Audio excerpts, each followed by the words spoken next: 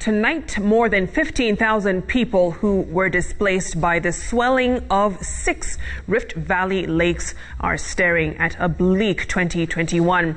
They are homeless and struggling to rebuild their lives.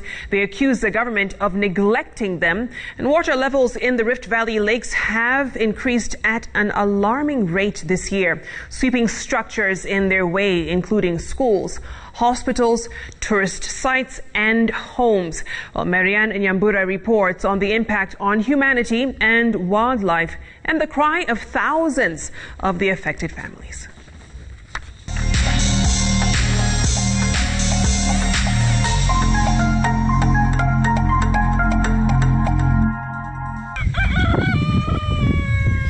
This camp in Salabani, Baringo County is the latest informal settlement for displaced families after the water levels in Lake Baringo rose to extraordinary levels this year, rendering them homeless.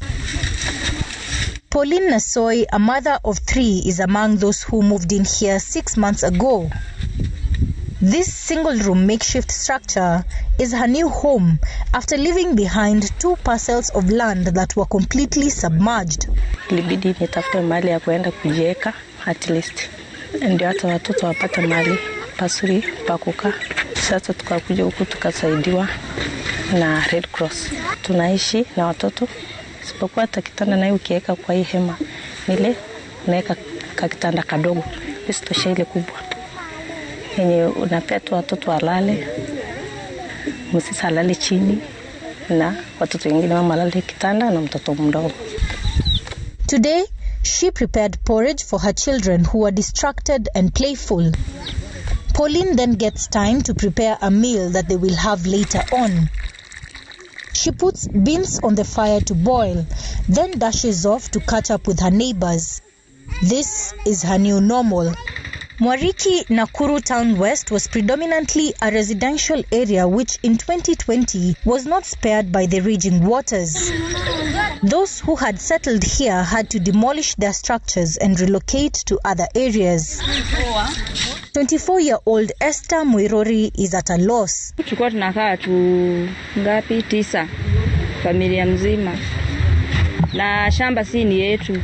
Saa hii maisha saa hii ni kukomboa kuhustle.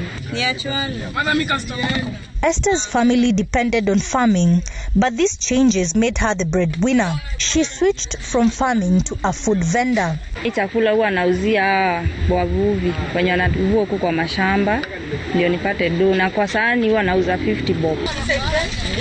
After making a few sales, Esther agrees to my request to have her show me their previous home. This is her 4th attempt to locate the house after they moved out in April this year. Today, she is perturbed as she points out to where the structure used to be. The devastating impact of the rise in water levels is now being felt, with the government putting the figure of the affected households at 5,008. This translates to about 15,000 persons whose houses have been submerged and crops swept away with nowhere to call home. The affected families claim the government has abandoned them since the crisis began in March. Na hatujaona usaidizi wowote. Sasa tunalilia serikali akitusaidie, serikali ya Uhuru na ya Ruto watusaidie. Kuna mwenye ashai kuja kutucomfort, hata kutupatia hope. Tena hata hakuna mwenye ashai kuja kutufanyia counseling. The government says it is looking at short-term and long-term action plans to mitigate the crisis, including marking of riparian land, gazetting Lake Naivasha and Baringo as national reserves, acquisition of more land for Lake Nakuru, among other measures. The fact that it is a natural disaster compounds the problem. The challenge we are facing now has not been caused by any government policy. It is just a natural phenomenon that has happened, but the government will not compensate anybody whose property has been submerged. But as I've said, we'll continue offering humanitarian assistance. British High Commissioner Jane Marriott, who spoke during a tour of Baringo County in early December, reiterated the UK's support in tackling climate change, with 1.7 trillion released over the next 5 years. Recently, the UK offered support of 1.2 billion to tackle climate change in Africa. It's beautiful, but it's deadly. And this is climate change at its most local. This is where the actions that man and woman have taken has negatively impacted on our environment. And people are suffering as a result, and we have to take action. The worst hit areas include Kihoto in Naivasha, where 583 households were affected. Marigat and Baringo North, where 1,381 households are now struggling to rebuild their lives, and Turkana, where 2,719 households have been rendered homeless. 8 people have been killed and 1 was injured in Naivasha. 1 death from crocodile attack was reported in Baringo County. The environmental impact is evident as the wildlife is suffocated in the shrinking parcels of land, so much so that the Rothschild giraffe species has been translocated from the Lonkichari Island in Baringo County twice in 3 months. Thank you. Welcome to the new one. 16 schools in Baringo, 2 in Turkana, and 3 in Naivasha have been shut. Long term, we're going to construct permanent schools. Like I'm proposing to have about 7 permanent schools, new ones. Scientists say the water levels began rising in 2010. However, a number of factors including climate change, siltation, increased rainfall, deforestation, and increased human activities have contributed to the increase. By August, the water levels at Lake Nakuru were at 71 square kilometers from 43 square kilometers in 2010. The depth now stands at 10 meters from 4 meters.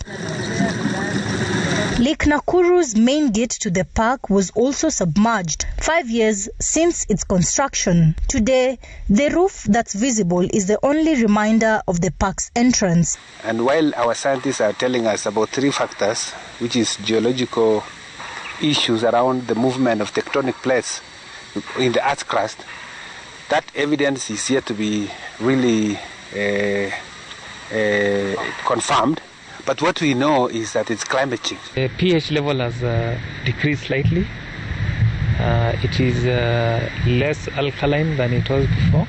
We're also going to undertake, starting today, suitability as rhino habitat assessment. Lake Baringo, a freshwater lake, and Lake Bogoria, which is a soda lake, are on the verge of merging as the lakes reclaim their land, a reality that scientists warn may be witnessed for a much longer period. According to the meteorological department, they say there might be a drought. There might be decreased rainfall levels moving forward next year. But remember, the response times for hydrological response times are much slower than the rainfall. If there is a decreased rainfall, it might take some time before the lake levels go back to their original state. While this natural calamity has had human, wildlife, environmental and economic impacts owing to climate change, the approach that will be adopted in future will determine if the country recovers from climate shocks. Maryanne Nyambura, Citizen TV.